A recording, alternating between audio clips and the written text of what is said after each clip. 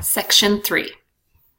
Even if you practice standard precautions correctly, there is still a chance that you may get exposed to an infectious disease. In this section, we're going to discuss what to do if that does indeed happen. What constitutes an exposure incident? An incident is considered an exposure if it meets the following requirements or criteria.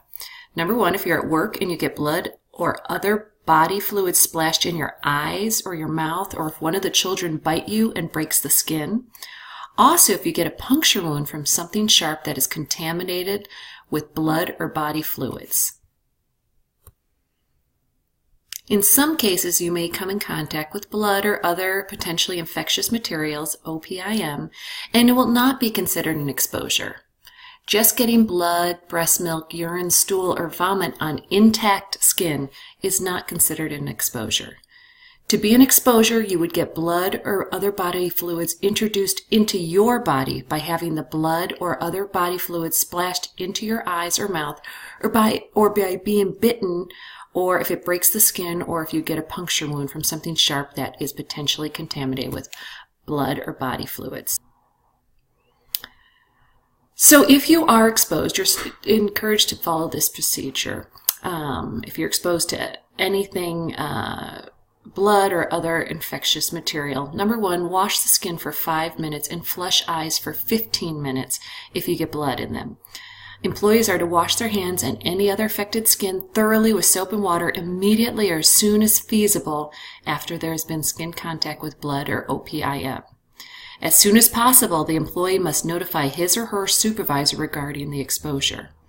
If the OSHA-covered employee and supervisor are not able to determine that the exposure was definitely not an exposure incident, proceed as if it were an exposure. And you would also reach out to your district nurse on this to determine with your supervisor what their thoughts are if it's indeed an exposure or not. Remember, products such as pre-moistened towelettes and antiseptic hand cleansers do not replace the need for hand washing as soon as a possible exposure. Antiseptic hand cleaners are only allowable alternatives only if running water is not available. Based on the healthcare provider's recommendation, if you were exposed and on the potential of the exposure, you may be offered the hepatitis B vaccine. This vaccine is a 3-shot series with a minimum amount of time between each shot. While the vaccine is highly recommended, an employee can refuse the vaccine. If so, then they would sign a waiver that says they are declining it, and it should be kept on file at the program. If the employee decides later that they want the series, they can request it.